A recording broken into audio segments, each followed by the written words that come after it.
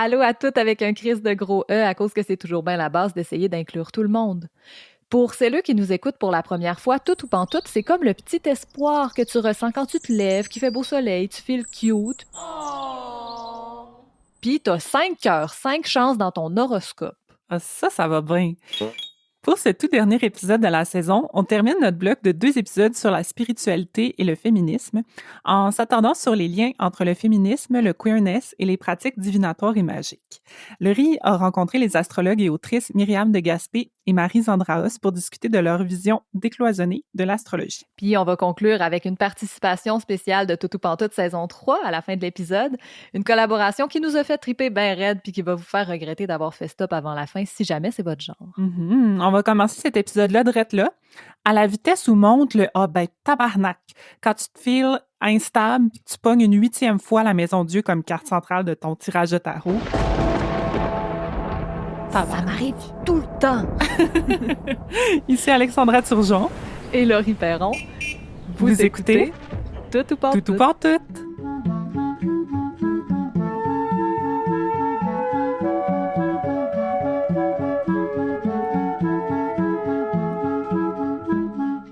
Tout au long de la saison, on a approché les thèmes choisis en les étirant sur 2 épisodes qui ont exploré des facettes différentes, mais toujours avec la même approche féministe, queer puis interrégionale.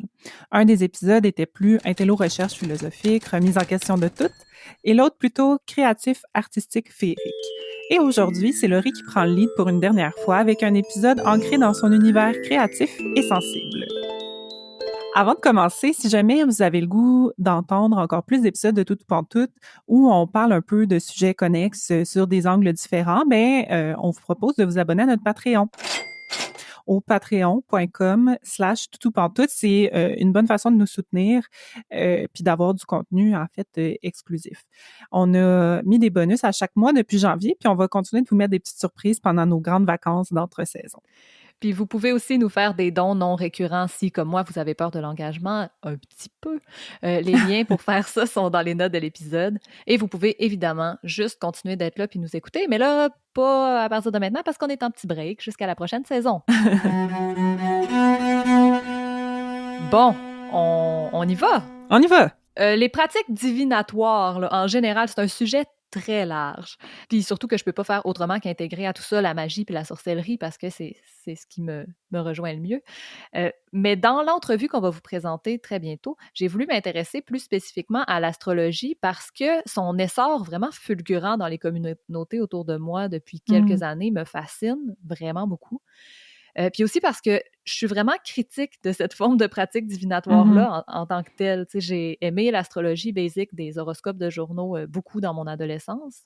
J'ai aimé ça tant que c'était un jeu, mais le côté ludique me semble presque disparu dans les discussions autour de moi.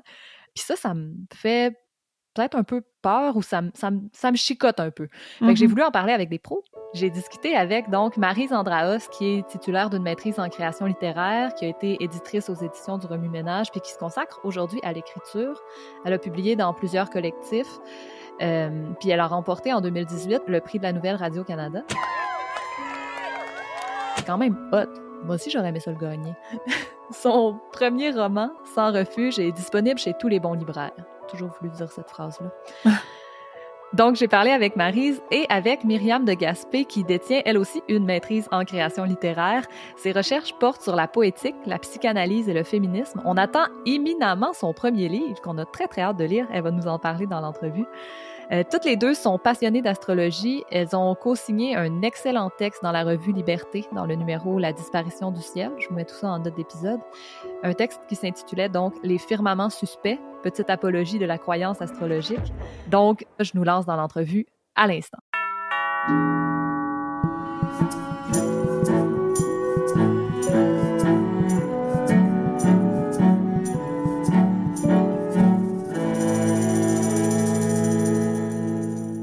Bonjour Maryse Andraos et Myriam de Gaspé. Merci d'avoir accepté mon invitation aujourd'hui. Bonjour. Bonjour.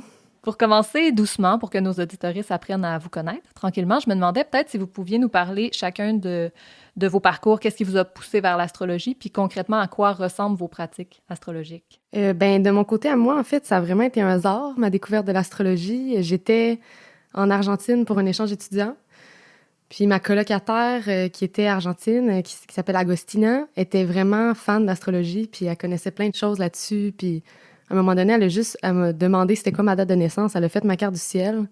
Puis à ce moment-là, j'ai vu à quel point c'était complexe, l'astrologie, en fait, beaucoup plus que ce qu'on peut penser. Les horoscopes dans les magazines, puis tout ça, c'est ton signe solaire. Tu sais, mettons, vierge, moi, je suis vierge. C'est bon, là, vierge, je sais pas quoi, amour, argent, machin, tu sais. Mais au final, c'est ça, c'est immensément complexe.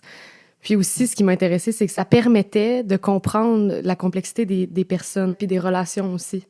Donc, c'est ça. Puis c'est aussi beaucoup l'interprétation qui m'a intéressée. Donc, qu'est-ce qu'on peut faire dire, finalement, à ces cartes-là? Puis toi, Maryse? En fait, moi, j'ai été convertie par Myriam. Donc, c'est devenu quand même quelque chose d'assez constant dans notre amitié, en fait, là, tu sais, d'analyser les choses, les gens en fonction de l'astrologie.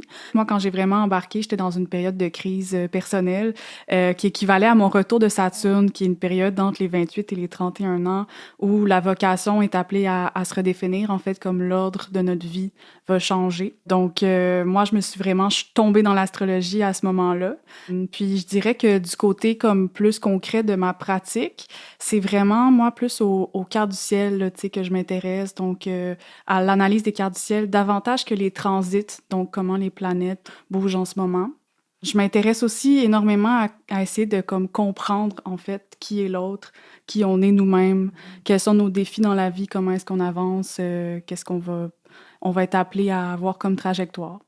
Si je peux me permettre juste de rajouter quelque chose, ça me fait penser qu'il y a aussi, je pense que toutes les deux ont fait ça, là, mais des rituels avec la pleine lune, la nouvelle lune, puis tout ça, autour des phases de la lune, je pense qu'il y a aussi comme ce côté-là plus incarné là, du rituel. Si je vous ai invité de prime abord, c'est parce que j'ai vraiment trippé sur votre texte, Les Firmaments suspects, dans la revue Liberté. On va le mettre en note d'épisode, évidemment.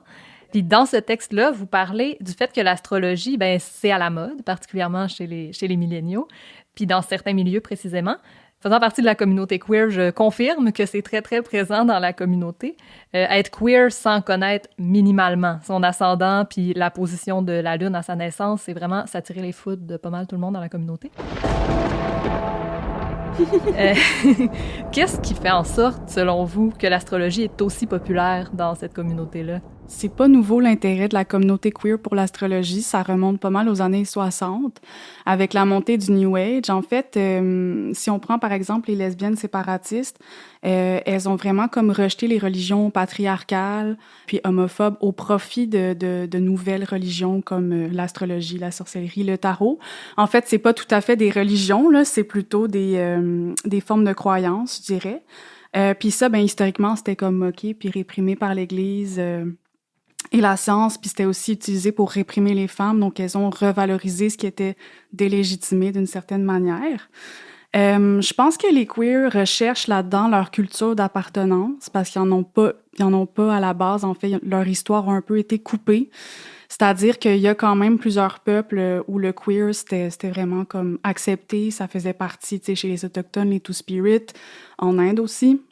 Donc, avec la colonisation, puis plus comme le fait que l'Occident s'est un peu répandu partout, on a comme coupé cette histoire-là, puis finalement, les queers blancs occidentaux essaient d'avoir une histoire à eux, tu sais, une culture à eux. La magie, c'est quand même quelque chose qu'on a beaucoup dit comme étant ça appartient à l'autre, ça appartient aux païens, puis tu sais, le queer, c'est l'étrange, le bizarre, celui qui est rejeté. Donc, les queers ont vraiment comme essayé de se réapproprier ça.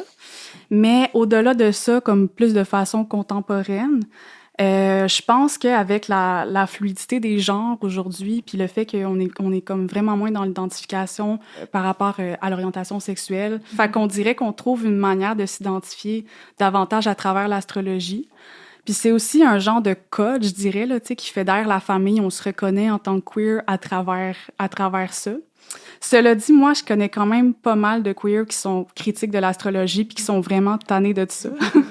Donc, c'est sûr que comme le contre-discours existe. Ça me fait penser aussi au fait que, tu sais, c'est une communauté qui pense beaucoup aux questions identitaires. Tu sais, qu'est-ce que l'identité? Qui sommes-nous? Qui suis-je? Comment on fait pour se définir? Tout ça, dans un rapport qui peut être moins figé que dans d'autres conceptions, si on veut.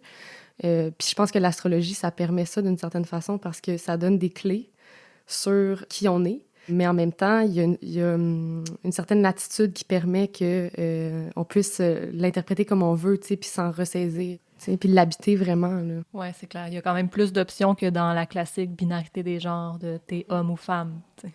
Tout à fait. Myriam, tu parlais tantôt, je pense, du côté vraiment interprétatif de l'astrologie qui t'a rejoint au début. Moi, j'adore aussi ce côté-là. Ça me rejoint beaucoup. Ça me semble relever vraiment peu de la croyance, puis plus de la capacité à se remettre en question. Moi, là où je me perds souvent, c'est au niveau du côté divinatoire, tu sais, de prédire l'avenir avec peu importe quoi, la carte du ciel ou le tarot ou la cartomancie en général. Est-ce que, selon vous, les grands traits des personnalités des gens peuvent vraiment être devinés à la naissance par leur signe, position de leur planète? Puis si oui, comme dans quelle mesure le côté divinatoire, vous autres, vous rejoint? Ben c'est vraiment une question intéressante, en fait, puis c'est une question nécessaire, je pense. Dans le fond, c'est la question du déterminisme. Tu sais, est-ce que vraiment les astres, les mouvements des astres ont une influence directe sur ce qui se passe sur la Terre, au niveau terrestre? Est-ce qu'il y a un lien de causalité ou pas, tu sais, bon, etc. Tu sais, puis les gens qui sont très sceptiques de l'astrologie vont dire non, c'est de la foutaise parce que, bon, on peut pas démontrer que c'est vrai, tu sais. L'approche qu'on essayait de mettre de l'avant dans l'article, c'était quelque chose qui allait un peu à l'encontre de ça, c'est-à-dire que c'est une approche qui est plus inspirée de Jung, c'est-à-dire que il y a des événements à la fois dans le ciel puis à la fois sur la Terre qui ont lieu en même temps, donc c'est ce que Jung appelle la synchronicité. Puis nous, après ça, dans un geste d'interprétation, on perçoit le lien entre ces événements-là comme signifiant, tu sais.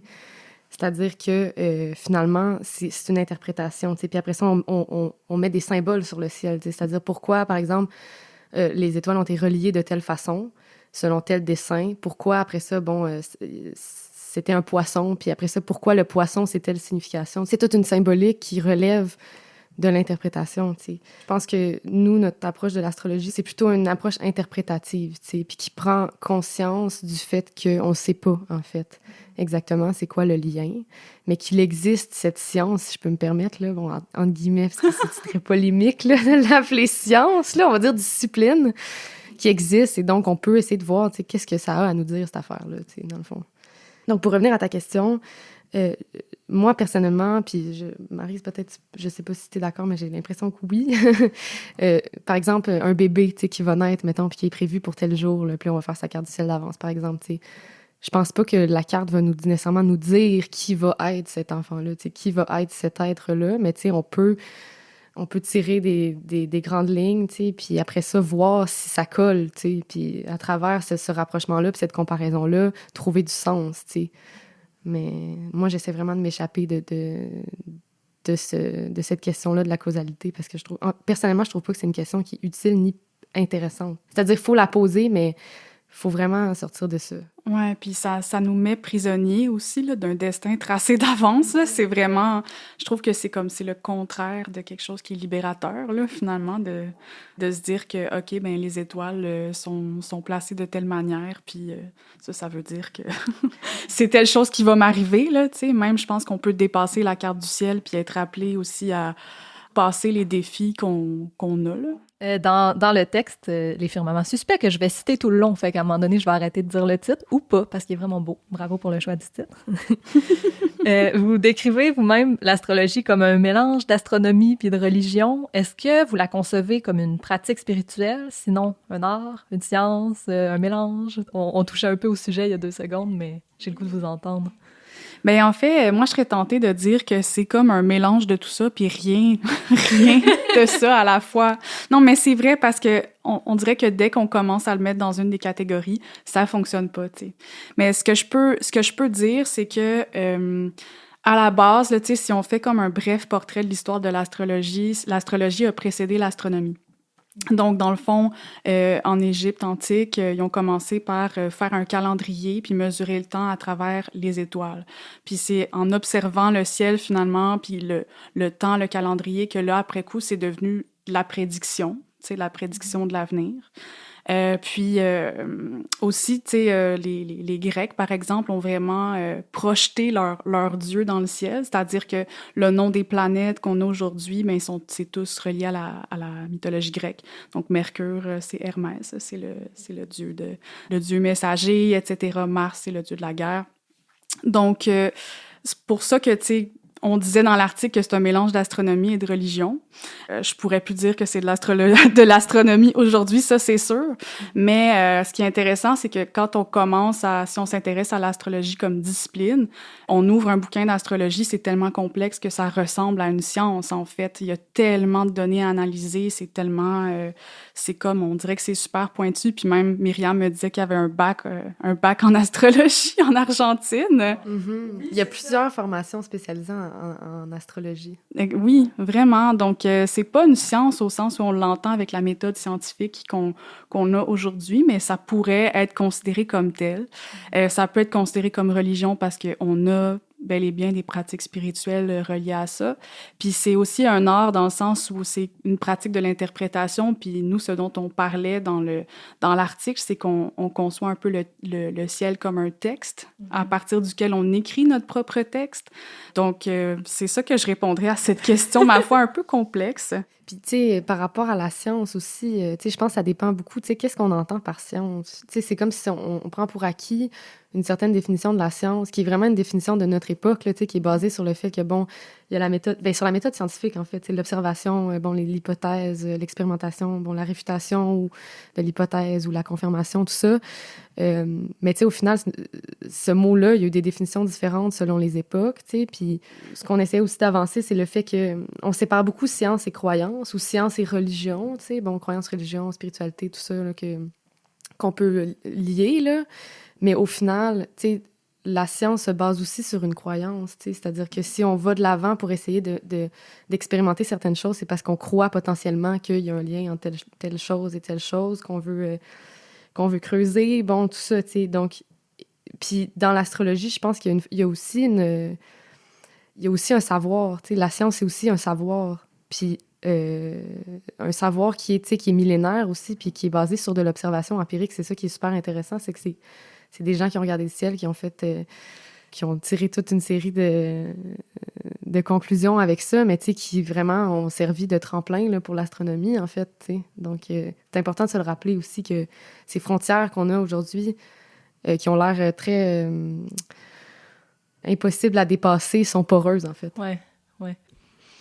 Maryse va nous lire un extrait de leur article que j'ai vraiment beaucoup aimé, puis après ça, m'en va vous poser des questions. Bien souvent, la version contemporaine de l'astrologie ne remet pas en question la source de la crise actuelle. On en fait un usage apolitique qui répond à un problème systémique par une solution individuelle. Si le travail nous rend malheureuses, disent les horoscopes, alors il faut trouver un autre emploi en phase avec ce que nous sommes vraiment, avec ce que révèlent nos planètes. Il ne s'agit donc pas d'abolir le travail lui-même, de déconstruire les systèmes qui nous aliènent. De ce point de vue, l'astrologie n'est qu'une autre industrie du bien-être où la connaissance de soi ne sert qu'à renforcer la productivité. Comme certaines approches du yoga, de la méditation et de la psychothérapie, elle s'ajoute aux poutres qui soutiennent l'édifice croulant du capitalisme. Fait que c'est pas une surprise pour personne qui écoute tout ou pantoute que ça nous ait sauté aux yeux, ce passage-là, parce que le capitalisme, c'est pas notre meilleur ami, mettons. Je sais pas pour vous.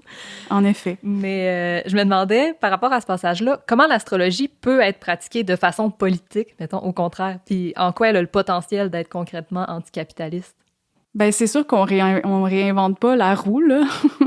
Donc, ben d'abord, il y a un potentiel d'analyse, en fait, des changements politiques. C'est-à-dire que, par exemple, en 2020, il y a eu toutes sortes de conjonctions entre Saturne, Pluton et Jupiter.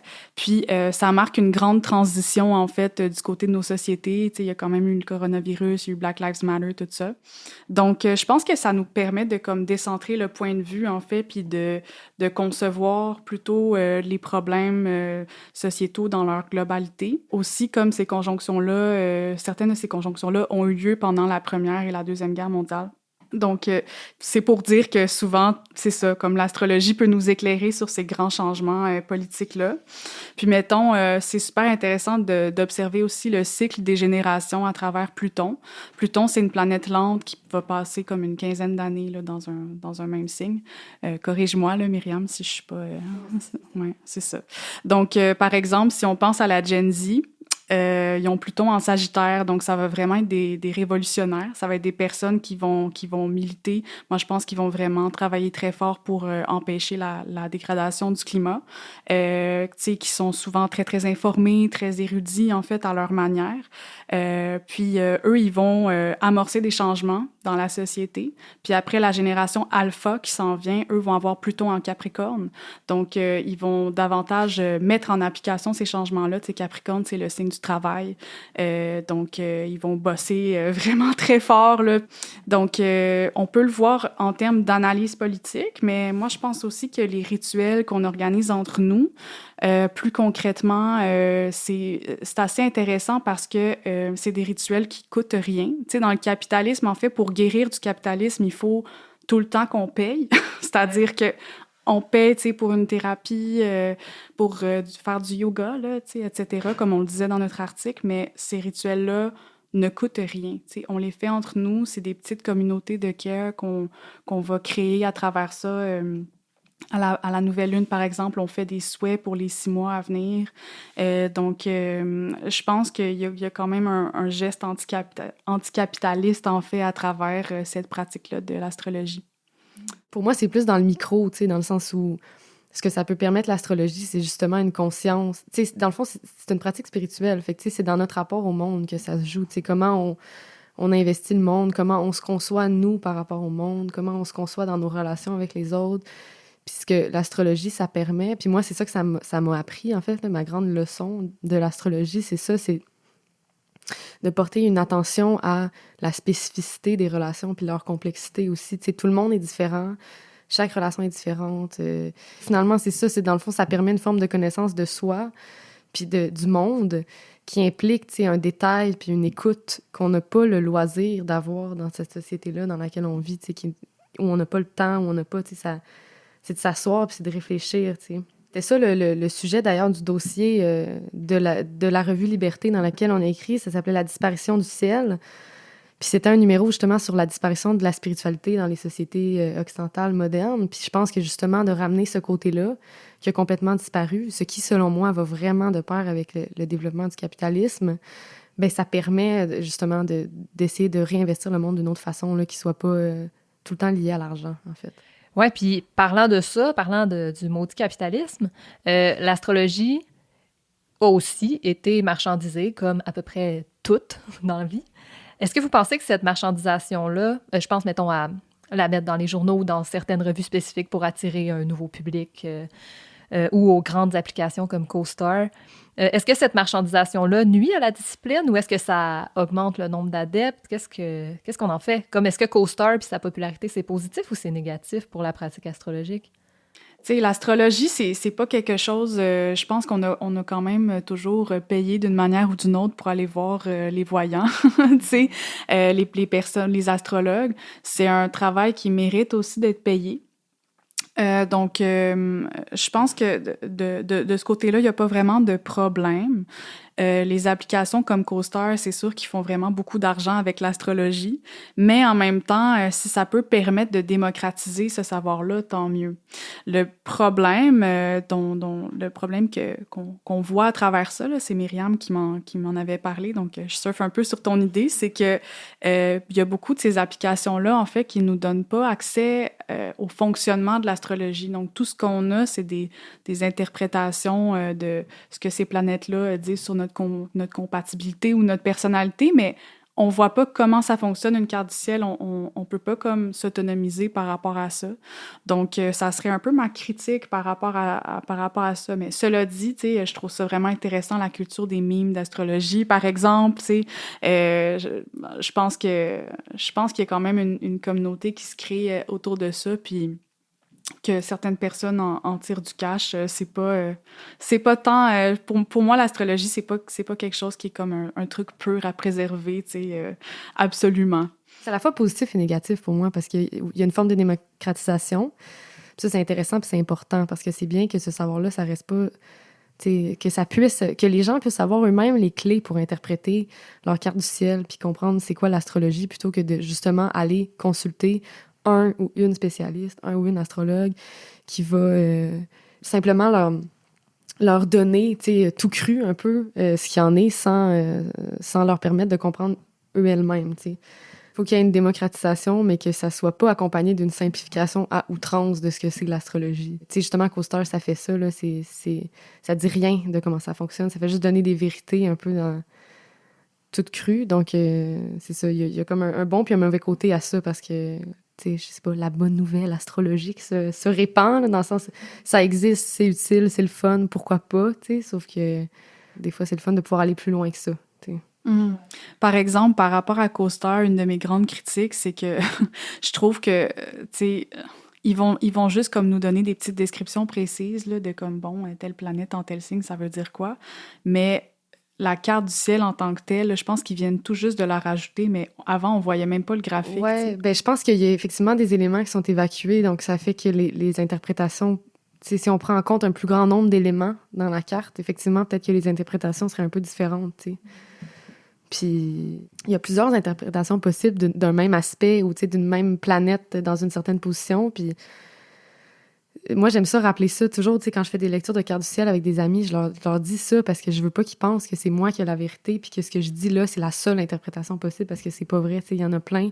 Il y en a que j'ai oublié. Il y en a que je sais pas. Il y en a que, tout ça, c'est infini, on n'a pas la science infuse, Puis CoStar, non plus, certainement pas. D'autant plus que c'est généré par des algorithmes, donc c'est intéressant aussi, c'est de l'interprétation, mais générée par des machines, On se rapproche de la science, en tout cas. Ah, oui, c'est ça, exactement. Je vous cite encore une fois avant de finir. Prise au pied de la lettre, l'astrologie est parfois utilisée pour alimenter les schèmes patriarcaux, les préjugés, l'exclusion. Ça s'est vu et ça continue de se voir dans les milieux qui pourtant revendiquent leur émancipation des structures dominantes. Seriez-vous à l'aise de m'en dire un peu plus sur les façons dont l'astrologie peut alimenter ces schèmes-là, patriarcaux puis l'exclusion, et toujours des questions à 1000 questions, comment vous arrivez à éviter ce biais-là dans vos pratiques à vous? Ouais, ben d'abord, je peux y aller avec un exemple vraiment simple, là, l'opposition de genre entre Vénus et Mars. Les hommes viennent de Mars, les femmes viennent de Vénus. Il y a comme aussi des analyses qui disent que Saturne, dans la carte, ça représente le père, puis la Lune, ça représente la mère. Mais moi, j'essaie de sortir de ça dans ma façon d'analyser l'astrologie. Même, tu sais, du côté des signes astrologiques, il y a cette binarisation-là, c'est-à-dire qu'un signe comme Vierge, par exemple, ça va être vu comme un signe féminin et Capricorne comme un signe masculin. Donc, c'est ça, même cette dichotomie-là là, de actif-passif. Pour vrai, là, comme si vous faites des recherches là, sur Internet, là, puis vous regardez qu'est-ce que les astrologues disent de toutes les positions planétaires, on est tout le temps dans ces binarités-là. Puis moi, je trouve ça vraiment fatigant. Tu sais, ça renforce en fait des stéréotypes avec lesquels moi, j'ai pas envie de construire un monde où on parle dans ces termes-là. Donc, il y a beaucoup de discours en astrologie qui sont pas critiques de ça. Mais heureusement, il y a quand même, je pense que parmi les astrologues queer, il y a beaucoup de gens qui cherchent à défaire ça. Donc, par exemple, tu sais, voir Vénus davantage comme les relations affectives, l'amour, Mars comme la libido, ça permet un peu d'éviter ces écueils-là. Puis ensuite, par rapport à l'exclusion qu'on peut vivre dans nos communautés sur la base de l'astrologie, c'est qu'il y a beaucoup de gens qui ont des préjugés là, par rapport aux différents signes.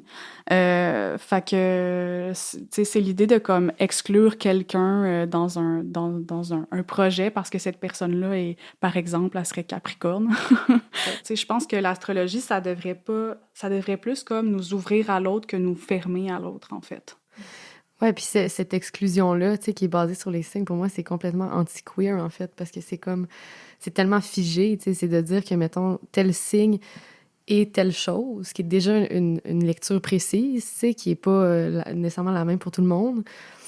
Puis en plus, c'est de dire, tu sais, cette personne-là est ça. On va même pas laisser la chance que cette personne-là puisse s'exprimer ou puisse nous montrer qui elle est, tu sais. c'est le mouvement inverse de ce que, pour moi, c'est la queerness, tu sais. C'est d'essayer d'ouvrir, c'est de faire de l'air là-dedans, tu sais, dans ces définitions-là, tu sais. Fait que c'est paradoxal comme posture par rapport à l'astrologie, mais je pense que c'est essentiel, tu sais, si on veut avoir une lecture queer. Puis c'est ça aussi par rapport aux énergies masculines, féminines. Pour moi, c'est vraiment fou qu'on dise masculin, féminin, parce que c'est vraiment genre, mettons, l'énergie dite féminine, ça va être une énergie en astrologie, là, qui va être plus réceptive, qui va être plus dans l'écoute, dans aller vers l'autre, dans l'empathie, puis tout ça. Puis l'énergie masculine, c'est comme l'action, l'initiative, tu sais. Mais pour qu'on les appelle comme ça, pourquoi on les appelle masculin, féminin, tu sais, c'est ça, c'est juste des préjugés, tu sais, qui viennent du social, ça n'a aucun sens, tu sais. Fait qu'à un moment donné, c'est ça, c'est changer les mots, tu sais. Parce qu'il n'y a rien de choquant dans le fait de dire qu'il existe une énergie d'ouverture puis une énergie d'action. Comme, oui, ça existe, tu sais. Ce qui est choquant, c'est de l'associer à un genre, tu sais. Avant de vous laisser, j'avais envie de vous demander qu'est-ce qu'on surveille pour vous au cours de la prochaine année? Avez-vous des projets en cours à publiciser? Ou selon les astres? Ou selon votre vraie vie? Ben moi, je suis dans mon retour de Saturne, fait que c'est difficile. Non, c'est vrai. Non, c'est pas Moi aussi, vrai. Ah oui, ben c'est ça. Mais de mon côté, je travaille à l'écriture de mon premier roman, qui va être un roman d'autofiction. En fait, c'est une enquête psychanalytique, donc c'est comme un récit, si on veut, de thérapie qui parle de la bisexualité, la relation mère-fille. Puis c'est comme autour de récits de rêve, puis il y a aussi des passages plus théoriques, puis tout ça. Donc là, je suis là-dedans à fond. Puis sinon, des projets de cabaret de poésie, événements littéraires dans le Bas-Saint-Laurent, à Trois-Pistoles. J'habite à Trois-Pistoles. Donc, c'est ça. Puis astrologiquement parlant, peut-être organiser des petits ateliers, là. Essayer de jaser de ça un peu dans mon coin, là. Pour toi, Maryse? Ben moi, de mon côté, je viens de publier mon premier livre qui s'appelle Sans refuge aux éditions du Cheval Doux. Donc, c'est pas mal ça qui m'occupe en ce moment. Je travaille à l'écriture de mon deuxième livre, qui est une autofiction aussi, qui entremêle la théorie au récit. Donc, je dirais pas mal que c'est là-dessus, c'est là-dessus que je planche. C'est génial. Ben, remercie beaucoup. Merci encore. Merci encore une fois à Maryse et à Myriam pour cette entrevue que j'ai eu vraiment du fun à faire. Toi, Alex, est-ce que ça t'a fait réfléchir à des choses? Est-ce que tu as aimé ça, cette entrevue-là? Mon Dieu, c'est une de mes entrevues préférées de la saison. Peut-être que je dis ça à chaque semaine, mais j'ai trouvé ça vraiment fascinant. Puis, je me reconnais full dans... Ça m'a étonnée à quel point ça m'a parlé, en fait, parce que je pensais pas que c'était nécessairement un sujet qui me parlait tant que ça. Mais, tu sais, la spiritualité puis la religion, tu sais, dans toutes les lectures que j'ai faites par rapport à ça, c'est full une façon de se construire puis de réfléchir à soi puis à son rapport au monde et tout. Puis je trouve ça vraiment intéressant, en fait, comment le vocabulaire puis les concepts derrière des religions monothéistes comme la religion chrétienne, etc., puis le vocabulaire derrière une pratique comme l'astrologie sont en fait à peu près les mêmes. Comme ça me fait réfléchir à ma conception de la spiritualité puis de la religion, en fait. Oui, vraiment. Ça découle tout de la notion de croyance, au final, mais Ouais, c'est ça. qu'elle soit païenne ou religieuse, ou en tout cas, mais oui, c'est vraiment intéressant. J'ai comme le goût, avant de starter, qu'on donne une petite nanane à nos auditeuristes fans d'astrologie. Puis là, j'ai le goût de te demander, Alex, c'est quoi ton signe? OK. J'ai la chance d'avoir une amie vraiment bolée en astrologie, fait que je sais genre 3 choses. Mon soleil est en taureau, je suis ascendant balance, puis ma lune est en scorpion. Oh! Je sais pas ce que ça veut dire, par exemple. Moi non plus, je sais pas ce que ça veut dire, mais si ça vous éclaire sur la personnalité d'Alex, amusez-vous. Oui, s'il vous plaît. Puis moi, personnellement, je suis Gémeaux, lune en Gémeaux, ascendant Gémeaux. Ah! Fait que, ouais, c'est ça. Plongeons dans le sujet bien en profondeur. Fait que je vais découper, dans le fond, le segment qui suit en 3 parties. Premièrement, un questionnement sur les liens entre les croyances païennes et le féminisme et le queerness. Ensuite, un éloge à n'en plus finir de Starhawk, ma nouvelle découverte. Oui. Et une petite section recommandations pour terminer. That's it. Donc, première question. Pourquoi divination, magie et sorcellerie sont si facilement associables au queerness et au féminisme? Je prévois pas donner une réponse aujourd'hui, c'est pas ce qu'on a l'habitude de faire, mais des pistes de réflexion. Dans l'entrevue, Maryse et Myriam ont soulevé la piste de de la présence un peu moins de la binarité peut-être que dans la société, puis dans les religions monothéistes aussi. Puis j'avoue que dans le cas de l'astrologie, ça me rejoignait quand ils en parlaient, mais il reste pour moi quand même une petite part de déterminisme là, qui me fait trouver Oui, que c'est ça. c'est pas aussi binaire, il y a plus d'options, mais on choisit quand même pas son signe, ni sa lune, ni la position Ouais. d'aucune planète. Là. Mais pour ce qui est des autres sciences occultes ou arts occultes, ben OK, je comprends un peu, oui, peut-être cette présence moins forte de la binarité. Mais ma deuxième hypothèse, c'est la volonté de se réapproprier, dans le fond, je vais le dire très grossièrement, mais ce qui n'a pas intéressé les dudes, tu sais, puis ce qui a donc été considéré comme ridicule, tu sais. Ouais, OK. Fait que toutes les croyances qui ont été mises à l'écart, puis aussi on peut faire facilement le parallèle avec les identités queer et même les femmes qui ont été mises à l'écart, tu sais, toutes ces choses-là qui étaient donc trop sensibles et donc de peu d'intérêt pour les hommes, ben de se les réapproprier puis faire OK, ben vous autres, vous n'avez pas voulu les considérer, ben voilà, c'est mon identité maintenant, tu sais, puis j'en fais une fierté. Moi, ça me semble une piste de peut-être pourquoi ça peut se rejoindre, le fait qu'on les ait autant mis de côté. D'une même façon, mettons que, tu sais, je sais pas là, si ça va être un bon parallèle, mais genre l'art de la drague ou, tu sais, des arts comme le maquillage, la coiffure, sont réappropriés comme, entre autres, parce que ça intéresse pas nécessairement les dudes. Probable. Puis ma troisième hypothèse va un peu dans le même sens, mais c'est basé sur l'éducation genrée qui valorise beaucoup la sensibilité chez les personnes assignées femmes parce qu'elles vont prendre soin, idéalement. Puis comme les arts occultes, la magie, les pratiques divinatoires, ben ça repose tout sur la perception puis le senti, plutôt que sur des doctrines ou des livres, comme c'est le cas pour les grandes religions monothéistes. Ben, c'est logique que ce soit peut-être un terreau plus fertile pour des personnes qui ont été poussées à développer cette sensibilité-là puis cette écoute des autres, ou pour qui elle a été réprimée puis qui ont envie de se la réapproprier, finalement. Puis j'imagine aussi, tu sais, tout ce qui est... mettons, là, tu sais, il y a bien plus, mettons, de femmes, de personnes queer qui vont consulter des psys ou, tu sais, faire vraiment une recherche puis une réflexion par rapport à notre subjectivité puis nos patterns, etc. Tu sais, ça aide beaucoup ces réflexions-là, là, la cartomancie, l'astrologie, etc. Oui, absolument. C'est vraiment la volonté de se remettre en question constamment. Intéressant. Vraiment. Mais n'ayant aucune chance de trouver une réponse absolue, on vous laisse sur ces suppositions. Gênez-vous pas si vous avez d'autres idées de comment ça se fait qu'on s'y intéresse autant. J'ai lu, puis j'ai aussi entendu dans un balado fait par Olivier Bernard qui s'appelle Dérive, là, qui est sur la spiritualité, puis un peu des dérives de la spiritualité, entre autres une réappropriation des tentes de sudation dans lesquelles une dame a perdu la vie, mais il se questionne beaucoup par rapport à une espèce d'effet de mode par rapport à certaines spiritualités, religions qui sont pas, mettons, les religions monothéistes, comme la religion chrétienne ou musulmane ou juive. Puis il parle avec un théologien dans cet épisode-là, puis c'est quelque chose que j'ai lu ailleurs que, tu sais, dans l'histoire, quand, mettons, il y a des périodes où ce que les grandes religions, les religions mainstream perdent un peu de leur place ou, tu sais, sont moins suivies ou résonnent moins peut-être avec le quotidien puis avec la vie des gens.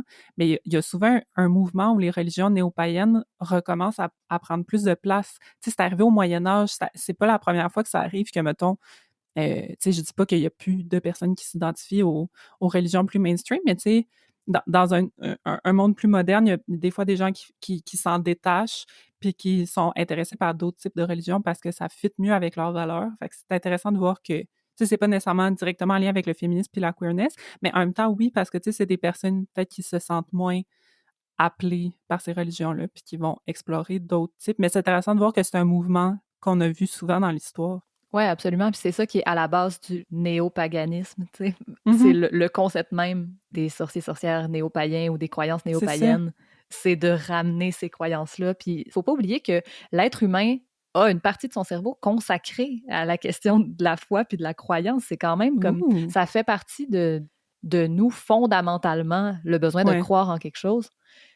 Ça peut être n'importe quoi, ça peut être notre propre force intérieure, mais ça peut aussi être quelque chose qu'on a besoin d'aller chercher à l'extérieur, je pense.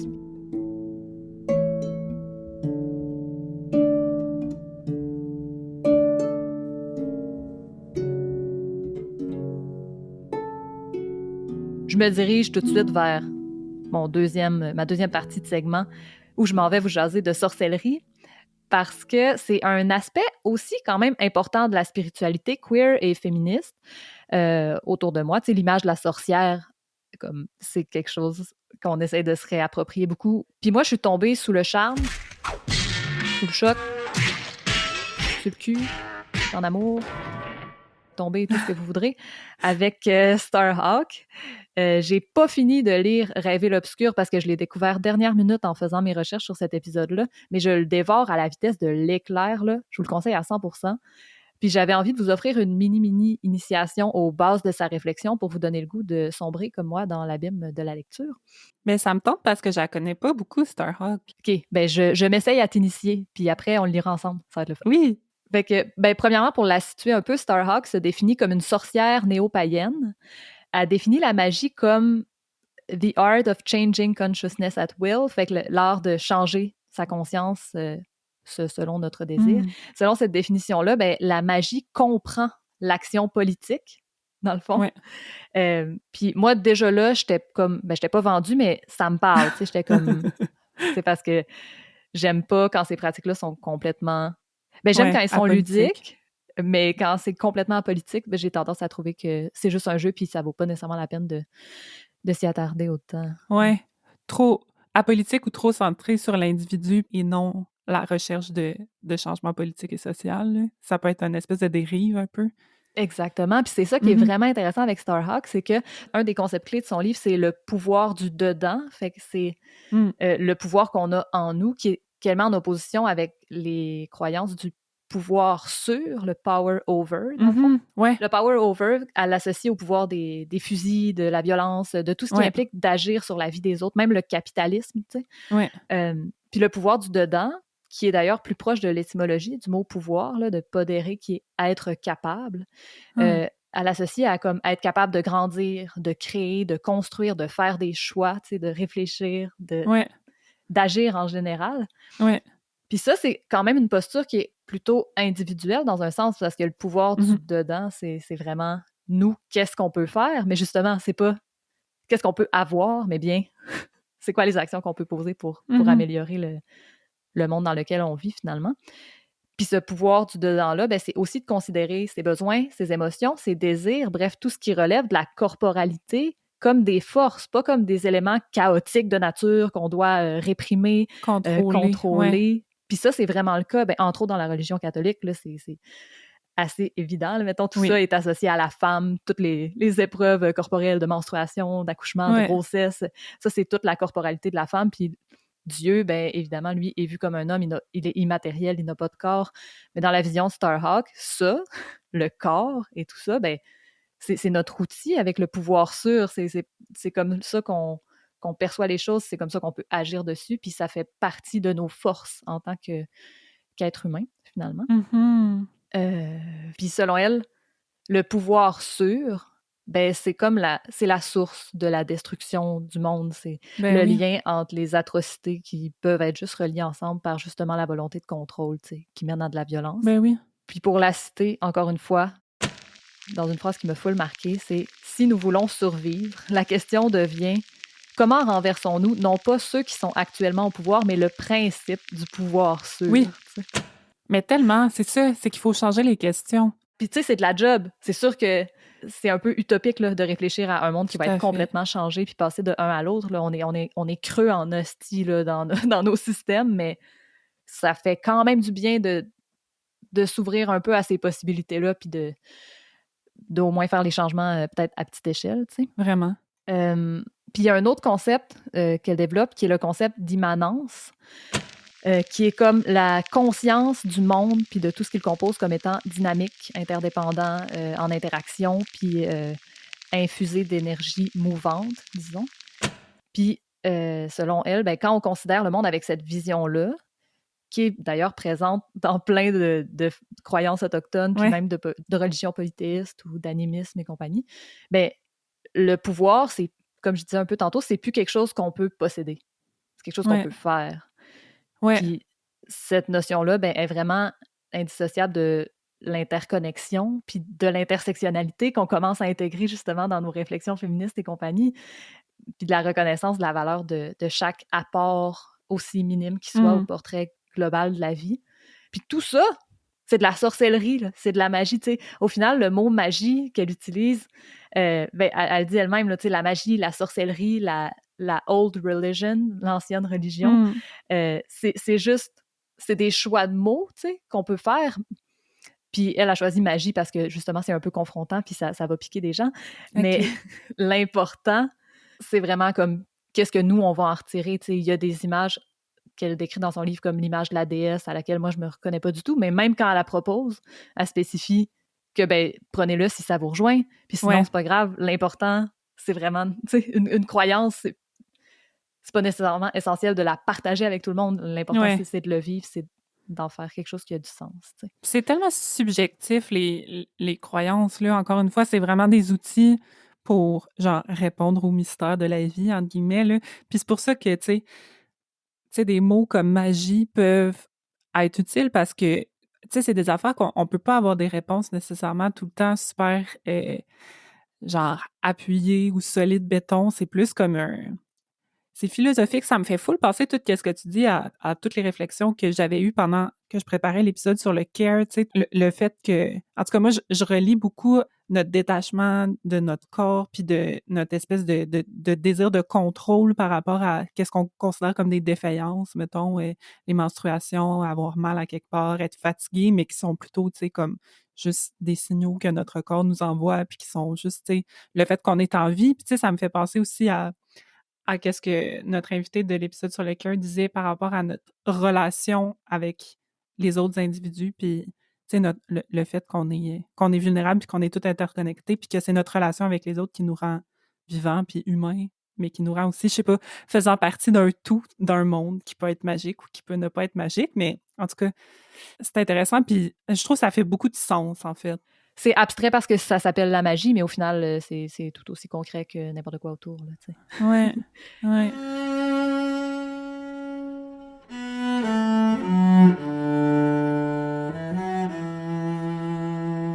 J'avais envie de vous conseiller aussi de suivre la page de mon amie Marie Laviolette sur Instagram pour du contenu vraiment intéressant, en lien principalement avec le tarot, mais avec la spiritualité en général, qui est créée par une personne qui a étudié la théologie puis qui est vraiment bolée en général, puis qui est une artiste de feu, fait qu'il y a plein de beaux pour alimenter vos yeux. Vous pouvez le voir d'ailleurs, son talent dans l'illustration qu'elle a faite pour ce bloc d'épisodes qui est vraiment génial. Oui. Et dernière petite recommandation que j'ai, je peux pas clôturer cet épisode-là sans vous conseiller d'écouter ma chanson préférée à ce jour, je pense. Ooh. Mais il y en a plusieurs, faites pas le saut. Mais une sublime chanson qui est Une sorcière comme les autres de la plus que sublime Anne Sylvestre. Puis je trouve que cette chanson-là, elle exprime mieux que mes mots pourront le faire ever ma compréhension du lien politique entre la sorcellerie puis la féminité, qui sont comme des forces craintes par la sacro-sainte majorité patriarcale, blablabla. Là, mais c'est un des textes qui, même s'il a été écrit en 75, il demeure un des plus riches, sensibles puis recherchés sur l'histoire des femmes qui a été chantée à mon humble avis. Fait que je vous la conseille fortement. Rien de moins. On va faire un petit retour sur la saison dans quelques minutes, là, mais je pense qu'en attendant, j'aurais assez radoté sur le sujet. À moins que tu aies quelque chose d'autre à dire, Alex? Ben non. OK, c'est à mon tour de parler. Est-ce que c'est à mon tour? Vous avez fini? OK, vous avez fini. Premièrement, je suis vraiment stoked de parler d'astrologie. Puis comme cela a été dit, l'astrologie, c'est une discipline complexe qui exige la compréhension d'une quantité astronomique, pun kind of intended, de notions. First thing first. Pourquoi je crois en l'astrologie jusqu'à preuve du contraire? Je refuse catégoriquement de croire que l'immensité du cosmos placé juste au-dessus de nos têtes n'ait absolument aucune incidence sur nous. I mean, who the fuck are we to be immune or to consider ourselves as greater than the entire universe? C'est la même logique que je suis quand je pense aux aliens. Us humans being the only unique form of life in the entire universe? Get the fuck out of here. Mais non. En tout cas, jusqu'à ce que quelqu'un vienne me voir avec des preuves concrètes que ces deux choses n'existent pas, je fais le choix conscient d'y croire. Perso, je trouve ça aussi effronté que le monde qui pense qu'avec le réchauffement climatique, c'est l'existence de la planète qui est à risque. As if la planète va pas juste se débarrasser de nous puis trouver moyen de continuer à exister comme elle le fait ces 4,5 milliards d'années. En tout cas, revenons à nos moutons. La Lune et le Soleil et les astres sont des éléments importants de beaucoup de croyances ancestrales et ou précoloniales. Puis ces astres, en fait, arborent encore aujourd'hui l'identité de Dieu et de déesse dans certaines de ces croyances. Puis si je prends, par exemple, le vaudou, qui est la spiritualité de mes ancêtres en bois, c'est considéré que le cycle de la pleine lune est le moment propice pour les rituels et les cérémonies des initiés, car c'est à la pleine lune que le voile entre le monde terrestre et celui des esprits est le plus mince. D'ailleurs, ce soir, au moment où j'enregistre ce segment, c'est la pleine lune. Coïncidence? I do not know. Poursuivons. Il y a même, en fait, des croyances que certains hiéroglyphes présentés sur les murs de certaines grottes, en fait, mettaient en scène des prédictions astrologiques diverses, comme, par exemple, une future pluie de météorites. Il y a même une théorie qui fait crissement de sens quand tu y penses, qui se veut que l'histoire de Jésus le Fils soit une métaphore astrologique. Une des raisons pour laquelle le christianisme aurait démonisé l'astrologie. T'es prête? OK. La théorie va comme suit. C'est connu que quasiment toutes, en fait, les anciennes civilisations vouaient un culte au soleil et étudiaient son mouvement au travers les étoiles, car elles savaient que sans le soleil, la vie ne pouvait exister. Donc, le 24 décembre, Sirius, étant l'étoile la plus lumineuse de l'Est, s'est aligné avec les 3 étoiles les plus lumineuses de la ceinture d'Orion, appelées les 3 rois. Rendu au 25 décembre, ces 4 étoiles pointaient vers un autre astre en particulier, le Soleil, the Sun.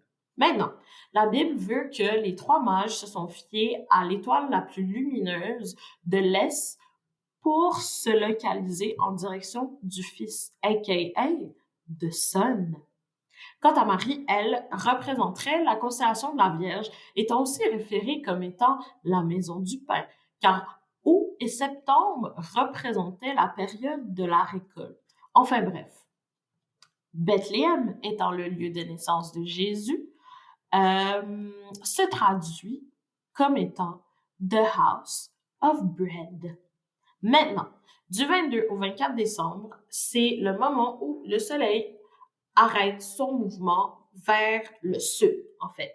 Puis, le soleil, dans le fond, s'immobilise au croisement de 4 étoiles nommées The Southern Cross, qui, quand on les regarde, forment un crucifix, comme celle où Jésus le Fils. The Sun a perdu vie. La période du 22 au 24 décembre représente la période de la mort, en fait, à cause des longues nuits froides empêchant la récolte. C'est le 25 que le soleil recommence à bouger. Le 25 décembre, the birth of the sun. Pâques étant the rebirth of the sun, et aussi le moment où les journées devenaient plus longues. Fucked up, hein? Cette théorie va même jusqu'à définir les 12 apôtres de Jésus comme étant les 12 signes astrologiques et le concept de Jésus marchant sur l'eau comme référence au reflet des rayons du soleil sur l'eau. Fait que moi, perso, j'ai la gueule à terre. Puis je suis pas encore tout à fait sûre où je me situe par rapport à ça, but it makes a whole lot of sense, doesn't it? Moi, en ce moment, j'ai offert seulement quelques aspects de cette théorie, but it goes on. Enfin bref, pour revenir plus près de moi, la magie et le rituel occupent une place importante dans ma spiritualité personnellement, comme la spiritualité vaudou, ainsi que les croyances ancestrales africaines. By the way, je fais souvent la distinction entre vaudou et croyances ancestrales africaines, mais les deux sont sensiblement la même chose. La seule différence, en fait, c'est le avant l'esclavage et le après esclavage. Parce que dans le fond, le vaudou, c'est un amalgame en partie de croyances de 21 communautés africaines différentes. So, yeah, just for your information.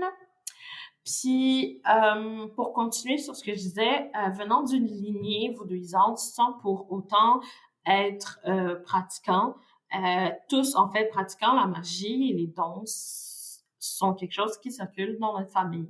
En ce qui me concerne, moi, j'appelle ma magie de Third Eye, qui se résume à un instinct ultra réceptif. Pour moi, c'est comme un muscle. Plus je l'échauffe, plus il devient précis et mieux je suis capable de le discerner. Puis, l'interprétation, les cartes de tarot et les cartes d'oracle ont aussi été mentionnées dans l'entrevue. Puis, ce sont aussi des éléments importants de ma pratique qui me permettent de communiquer avec mes ancêtres, de recevoir leurs messages. Puis, d'ailleurs, pour la célébration du passage de 2019 à 2020, je suis allée à Luray, aux US, pour une retraite. Et une des activités de cette retraite était un atelier d'astrologie. Et la personne qui animait cet atelier avait fait une prédiction et elle disait qu'elle savait pas quoi exactement, mais l'année à venir allait être une année marquée d'un événement intense et important d'un point de vue mondial. Que l'année à venir allait marquer l'entrée dans un cycle lent, important et éprouvant. Puis, d'un point de vue autant personnel que collectif. And what happened? 2020, what happened? We got Rona! Puis, toute la première partie de 2020, lorsque je me tirais aux cartes ou lorsque je lisais sur les différentes phases de la Lune et des astres, je recevais systématiquement différentes versions du même message, que c'était un moment décisif, une transition difficile mais importante, la terminaison d'un cycle important avant un renouveau. Ce qui revenait aussi, c'était la notion de purge menant à un nouveau commencement. Quelque chose de vraiment difficile, mais qu'il fallait passer au travers pour commencer un nouveau cycle tout aussi significatif, mais de manière plus positive, comme une récolte fructifiante. C'est aussi en 2020 que je suis tombée en dépression majeure, donc globale, personnelle. Et funny enough, plus on s'approchait de 2021, plus le message des cartes et des astres commençait à flipper pour parler d'un nouveau commencement, de nouvelles relations, ou nouvelle étape dans les relations, d'une découverte de soi, de l'acquisition d'un apprentissage significatif. So if you ask me, magic, astrology, energy, and all the in-between was always there since before our time. And pour moi, the difference is if we allow ourselves to pick up on it or not. Je vais conclure en disant que la science et la spiritualité ne sont pas mutuellement exclusives. I think that this is one of the biggest lies, parce que la science est une continuité de la spiritualité et vice-versa. La science, c'est mettre des mots sur ce qu'on ne connaît pas. Mais avant que ce soit prouvé, en fait, they were just beliefs. En tout cas, check the piece.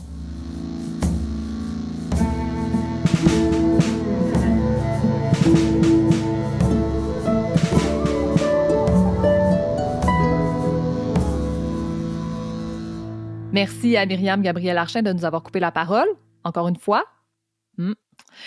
Hey Alex, je peux comme pas croire qu'on va clôturer cette saison-là sans même faire un petit retour. Toi, y a-tu quelque chose que tu aimerais dire avant qu'on range nos micros pour l'été? Ben, je suis un peu émo, sans niaiser. Moi aussi. Cette saison-ci, c'est notre première saison avec une grande équipe. Ça fait 3 ans qu'on fait tout pantoute. D'ailleurs, 3 ans avec Marie-Ève. Mais là, cette année, ça a été vraiment un privilège de voir le projet comme évoluer selon la vision de chacune de nos collabos. Puis, si vous êtes surtout des auditeuristes et moins des checkers et checkers de médias sociaux puis de sites web, ben n'hésitez pas à aller visiter notre site web puis notre page Instagram ou Facebook pour voir la façon dont des artistes visuels ont interprété le thème de chacun des épisodes cette saison pour faire des illustrations vraiment toutes full différentes les unes des autres. Puis ça m'a beaucoup émue. Puis aussi pour voir comment nos collaboratrices Ève-Laurence puis Marie-Ève ont revisité plusieurs de nos thèmes dans des articles de blog vraiment intéressants puis remplis de recommandations. Ça a été vraiment quelque chose pour moi de vivre ça. Oui, vraiment. Puis on dirait que la largeur de l'éventail des options qui s'offrent à nous là, est passée de comme 5 pouces à 8 pieds avec cette équipe-là. Oui, merci d'avoir été avec nous d'ailleurs. J'ai vraiment beaucoup aimé aussi cheminer dans mes réflexions, puis cheminer dans mes réflexions avec toi, Laurie, aussi, cette saison-ci. Tu sais, outre l'aspect créatif qu'on vient de nommer, je trouve que les sujets qu'on a abordés m'ont vraiment fait travailler, comme particulièrement cette saison-ci. Puis je pense que lire puis parler avec différentes personnes d'amour, d'amitié, de sexualité, de care, de religion, ça m'a vraiment fait cheminer, puis j'espère que vous aussi. Moi aussi, j'ai tellement appris d'affaires autant théoriquement que dans le sens d'intégrer des nouvelles choses, de comprendre plus profondément des notions qui, je pense, vont changer ma façon d'agir au quotidien. Puis, tu sais, pour ça, comme merci à toi, merci à Myriam, merci à nos invités, là, parce que ça m'a vraiment fait plaisir. C'est une des raisons d'être du podcast, de pouvoir discuter avec des gens qu'on admire. Puis c'est vraiment ce qu'on a pu faire cette saison-ci. Je suis full reconnaissant. Ouais, moi aussi full. On fait-tu une liste de nos highlights de la saison? Mettons qu'on a droit à genre 3 highlights. Ouf, OK. Ben là, mais moi, une de mes découvertes, ça a été l'habillage sonore et toutes les blagues qu'on peut faire avec l'habillage sonore. Allô, Maïna? Oui. Puis un de mes highlights, c'est les jokes dans l'épisode 3, à toutes les fois qu'on disait le mot homme cis. On m'en a beaucoup parlé, puis ça m'a fait vraiment beaucoup rire. Je suis vraiment fière de cette blague. C'est vrai que c'était bon. Toi, ta première? Je pense que ce serait... C'est ma lecture de Disability, Visibility, Tales of the 21st Century, qui a été vraiment géniale, je vous le conseille. Puis ma toute nouvelle découverte de Starhawk. Je pense que c'est mes highlights de lecture, mettons. Point 2, Alex. Découverte de lecture, le livre sur la sexualité qui s'appelle Ace m'a vraiment fait... ça a été une de mes lectures préférées. Puis avec ça, ma discussion avec Gabrielle Gertin-Pasquier au sujet de la sexualité m'a vraiment allumé, genre m'a ouvert 1000 portes dans ma tête. Ah, ça, c'est vraiment le fun quand ça fait ça. Mm-hmm. Moi, je pense que mon deuxième highlight, ce serait l'entrevue avec ma grand-maman pour le rapprochement que ça m'a permis de vivre avec elle. Ouais. Puis, ça m'a beaucoup touchée. Ouais, c'était une belle entrevue. Je suis contente que tu nous l'aies présentée. Qui a un dernier highlight, Alex? Ben, une entrevue aussi, c'est l'entrevue que toi, t'as faite avec Maëlie Giroux-Dubois. Comme je l'ai vécu comme une thérapie, puis je suis contente que ça soit comme figé parce que on va pouvoir l'écouter régulièrement. Comme des fois, on aimerait ça, comme pouvoir réécouter nos séances de psy, mais là, comme on peut. C'est vrai.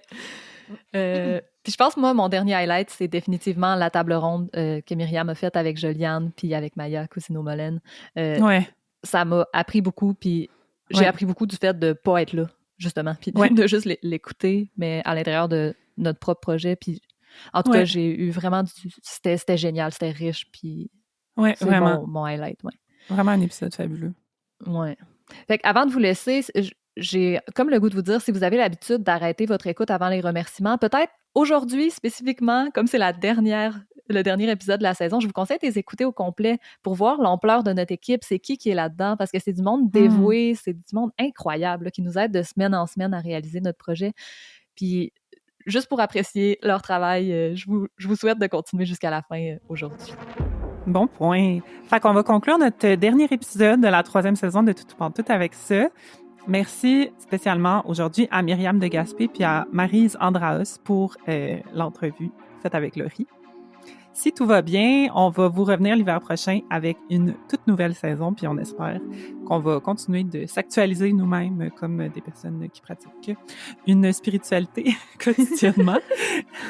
Mais d'ici là, dites-nous, écrivez-nous, croyez-vous à ça, l'astrologie? Est-ce que vous laissez les feuilles dans votre thé pour lire l'avenir dedans? Ou bien ça vous écoeure bien raide? Est-ce que vous avez le goût aussi de partager avec nous vos highlights de la saison? On aimerait ça vous entendre, vous lire. Gênez-vous pas pour nous écrire sur nos médias sociaux. On s'appelle Tout ou Pantoute, puis on est sur Instagram puis sur Facebook, puis on a un courriel toutoupantoute@gmail.com. Aussi, on vous invite à nous écrire si vous pensez qu'on peut s'améliorer d'une quelconque manière. C'est drôlement un bon timing entre 2 saisons de nous souligner nos angles morts, qui on oublie, qu'est-ce qu'on oublie. N'hésitez pas à nous aider à être meilleurs si ça vous tente. On est plein de bonne volonté, mais on sait bien qu'on n'est pas à veille de la perfection. Et finalement, si vous avez une passion, un talent, une expertise, puis que vous aimeriez partager ça avec nous, comme Panoramix partage sa potion magique avec qui en veut bien, sauf Obélix, c'est pas juste grossophobie. Il est tombé dedans quand il était petit. Je sais, mais c'est chiant pareil. Oui, vraiment. On ne sait pas dans quelle mesure on va pouvoir vous mettre sur la map, mais on veut bien vous connaître, puis on est toujours à la recherche de nouveaux sujets et de personnes de tous horizons pour en parler avec nous en ondes. On veut sortir de nos cercles. Please! Une toute dernière fois, merci à notre équipe sans qui cette saison n'aurait pas été aussi tripante, intense, productive et pleine de belles rencontres. Merci Myriam Gabriel pour ton segment. Assis-toi sur ton sofa avec ton inconfort.